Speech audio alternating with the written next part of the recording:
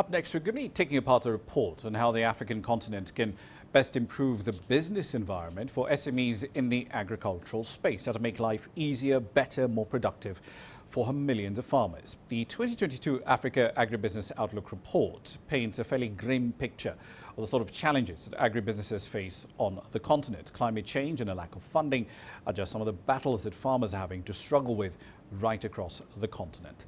So let's explore the findings of this survey done by AGRA and KPMG. Vanessa Adams is the Vice President in charge of strategic partnerships at the Alliance for a Green Revolution in Africa. She joins us now live on the program. Vanessa, thank you for your time this evening. So let's start with a broad macro picture to some extent.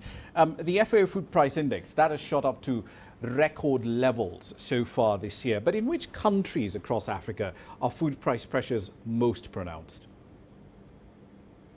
Thank you so much for having me tonight. This is really a critical time for Africa, as you well know, both with regard to food prices, as you well mentioned, availability of certain ingredients, and particularly inputs. There are a number of African countries going into planting seasons, and fertilizer prices, as you have probably seen and everyone is tracking, in some countries have gone from 50% over last year's prices, 80% over, double the prices. We're seeing that, of course, in Ethiopia and Mali, landlocked countries particularly hard hit.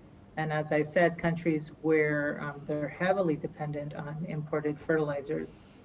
But this is also a compounded effect because, as you well know, once a farmer stops using inputs, the productivity drops, markets then go away, and then we find this bulldozer or snowball effect, which is really a multi-year catastrophe for farmers who are under 5 hectares and many of them under 1 hectare in very, very disaggregate and landlocked and climate-sensitive areas around the continent.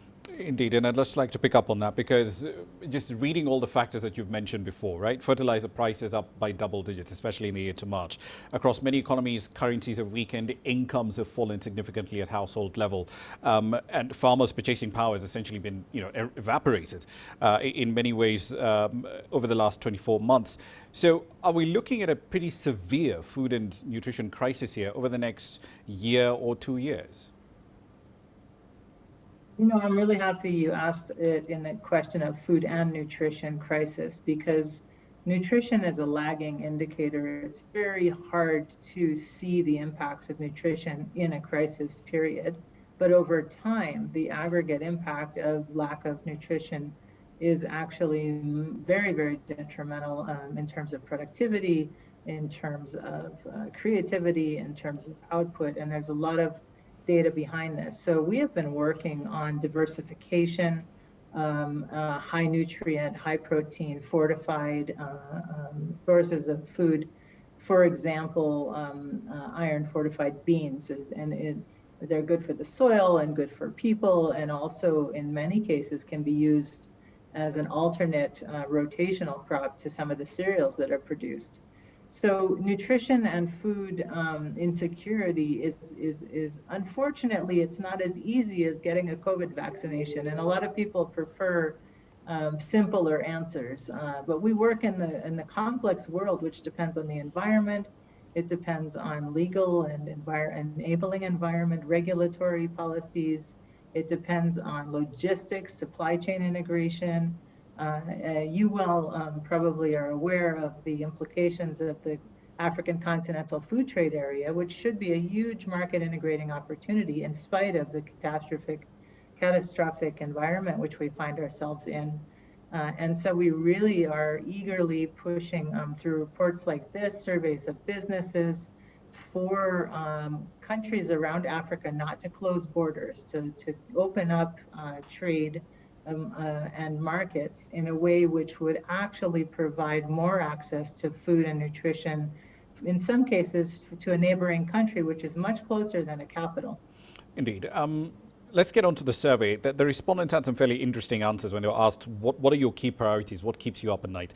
And more flexible financing was their top priority in agriculture an agribusiness. What sort of products and services do they need right now that the market is not providing?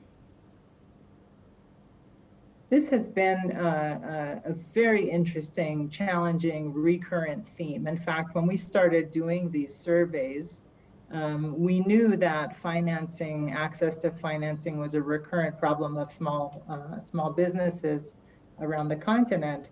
And in fact, it's so prevalent that in many cases there were multiple priority issues around financing. So the constraints are everything from knowing how to find the right kind of financing, knowledge gaps, putting together business plans, of course. But most entrepreneurs complain about the cost of money. And then if you do get a loan, it takes forever for it to get actually dispersed when you need most of your money up front. The availability of long period loans is also very limited. Most loans which are available for agriculture are trade financing, self-liquidating loans. And of course, the conditions, the terms and conditions, fees, collaterals, these are prohibitive for most small entrepreneurs around the continent. What about the warehouse receipting systems? Because we've in the absence of traditional, the availability of providing traditional capital, warehouse receipting systems at face value seem to act as a sort of stopgap measure that works for both farmers and for the financiers as well. Might that provide the sort of comfort that we need to get a lot more banks lending into the agriculture space? Actually, I'm very pleased to say that we have been working on a number of financial mechanisms, reducing risk and helping banks and financial institutions to understand the agricultural sector has been extremely beneficial. Having better organized and structured guarantees which target agribusinesses in particular. I don't know if you recall this, but 10% of lending or less of all the lending of all commercial banks in Africa is even going to the agricultural sector. And of that, some say that as little as 10% of that even goes to women entrepreneurs in agribusiness. And so one of the things that, in addition to tools like warehouse receipting, which is very, very critical to be able to aggregate and consolidate and standardize, both in terms of market offtake, but also securitization for lending and liquidity, of course, which is so critical to businesses. But other tools are really critical for SMEs, such as preparing business plans and pitches. And so some of the platforms which we have over COVID, and as you know, going virtual like this interview is, enabling SMEs to have access to better tools, know what kind of loans that they even can be applying for, and even start accessing small angel and venture capital investments. One of the other things that I found interesting in going through the survey was the difference in responses by gender, what the priorities were for the male respondents versus what the priorities were for the women who responded. Making it easier to trade across borders, key priority for women, but not as high an issue for men. What explains that divergence?